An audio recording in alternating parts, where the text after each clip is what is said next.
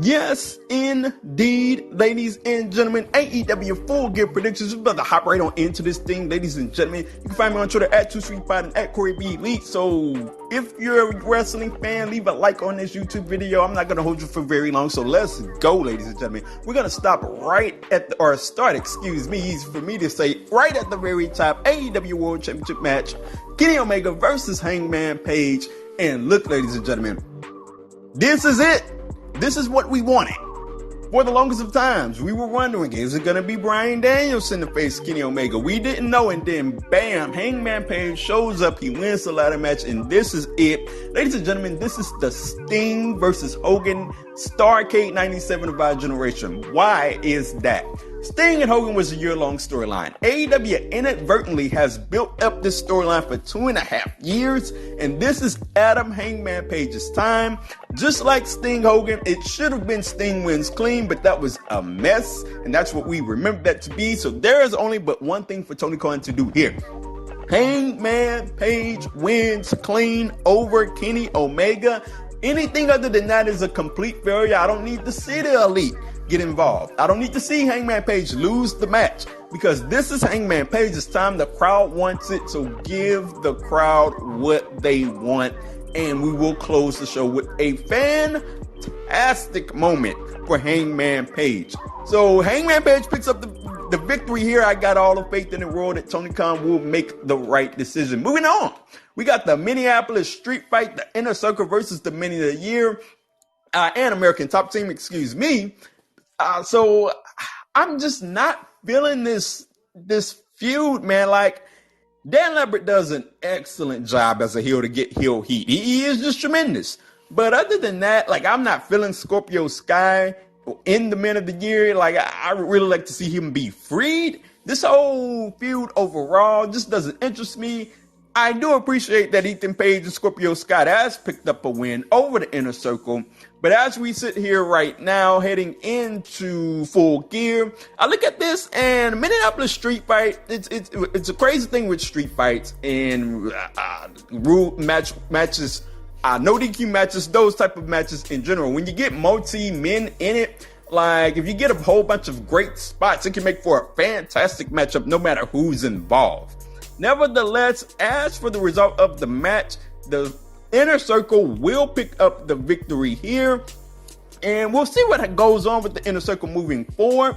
Like, there needs to be a reinvigoration of the Inner Circle. I don't know how that's going to happen. We'll see what future storylines going forward. The Men of the Year, it's not that I hate him, but I just think that Scorpio Sky was better off on his own. Free Scorpio Sky, baby. Moving on, the AEW Women's World Championship on the line. Dr. Britt Baker, DMD versus Ty Conti.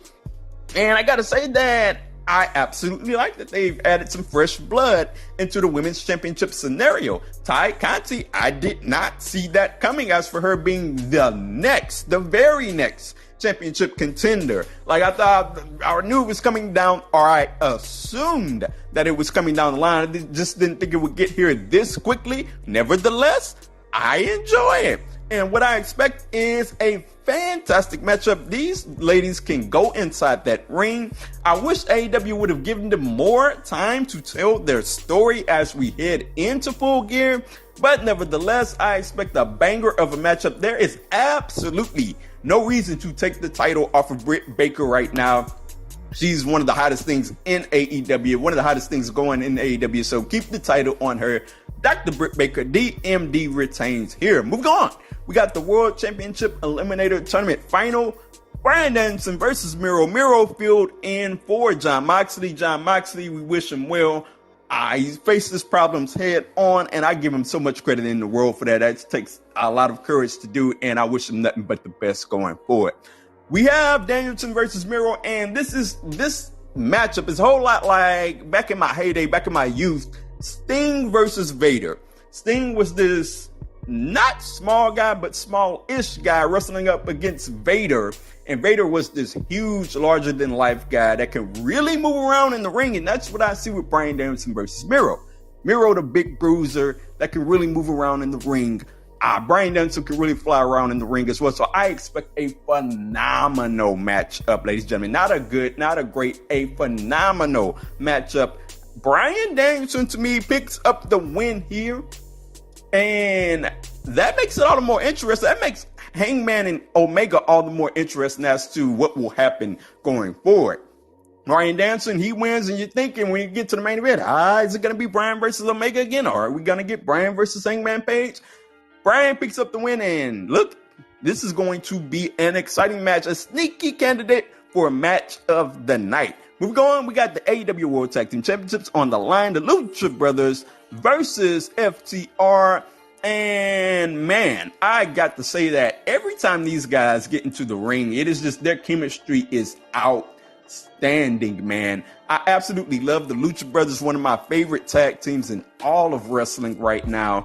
FTR, they just get it done all the time, no flips. They just get it done. Old school wrestling from them, and I absolutely love it. So Lucha Brothers versus FTR. I got the Lucha Brothers retaining the championships here, and like I can see this feud go on and on and on, and not get tired of it moving forward.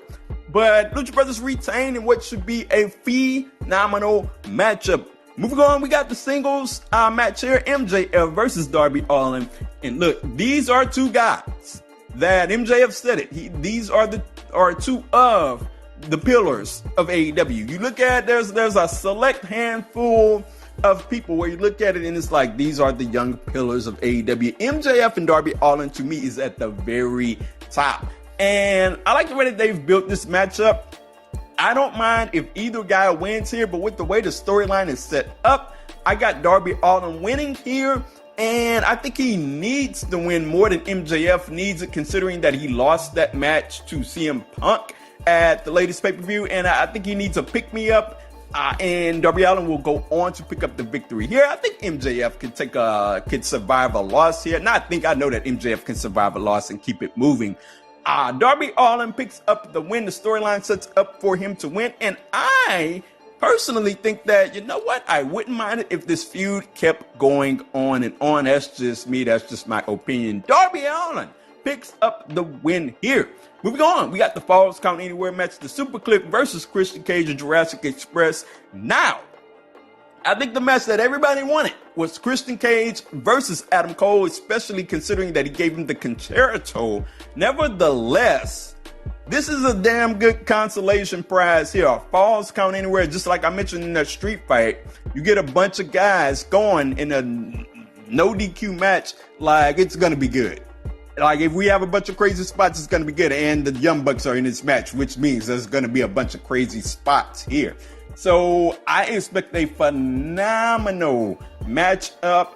I wouldn't be mad if this was the matchup to kick off the show. To me, I think it's going to be either this to kick off the show or Bryan Danielson versus Miro to kick off the show. That is my prediction. Nevertheless, I don't see Adam Cole taking a loss here, even if he's not in the result. I see the Super Click winning the matchup. This is one of the ones to where I wouldn't mind it going either way. Jurassic Express and Christian Cage wins. I don't have a problem with that at all, but I see the the Super Click, easy for me to say, picking up the victory here. Moving on to the final matchup of the night, CM Punk versus Eddie Kingston. And boy, Eddie Kingston, he put a masterclass on CM Punk. He cooked CM Punk in the most recent face-off promo that they had against each other. Look, CM Punk came out and he threw some nice jabs. Do not get me wrong. But Eddie Kingston came out and he was throwing haymaker after haymaker after haymaker. And I have never seen CM Punk get worked like that before on the mic. I just have not seen him. Much praise goes to Eddie Kingston and all love in the world to the dude, because he just came out looking like the better person. And also, when you look at that promo, he got the crowd to start cheering him. Eddie Kingston is supposed to be the heel here. By the time it got to the end of the promo, Eddie Kingston looked like the face here. Like at this point, how could you boo Eddie Kingston, given that, you know what, he thought he was having a bout with COVID? And he came out and he took the crowd and he turned him on his side, which was amazing. It is CM Punk. And Eddie Kingston turned that crowd in his favor. He worked CM Punk in that promo. Nevertheless, we get to the matchup. CM Punk, Eddie Kingston, who wins? You know what? CM Punk is gonna win the match. That is not a question, but you know what? Who needs the match more? Eddie Kingston needs this win more than CM Punk needs this win. That is my opinion. And if I were booking the darn thing, you know what? I'd give it to Eddie Kingston. But it all depends on if AEW has future plans for Eddie Kingston, future big plans for Eddie Kingston. And I don't think they do. So nevertheless, CM Punk is going to get this win. And we'll see, man. We'll see how the match goes. I expect it to be a phenomenal matchup. They'll work a smart style. This is not going to be your flippy type style matchup. But you know what? That is just fine because not every match has to involve 100 flips. So I'm very much looking forward to CM Punk versus Eddie Kingston. CM Punk picks up the victory. So that is it for the AEW Full Gear breakdown. Let me know what you think, whether that's on Twitter at 2SweetPod or at OMG Corey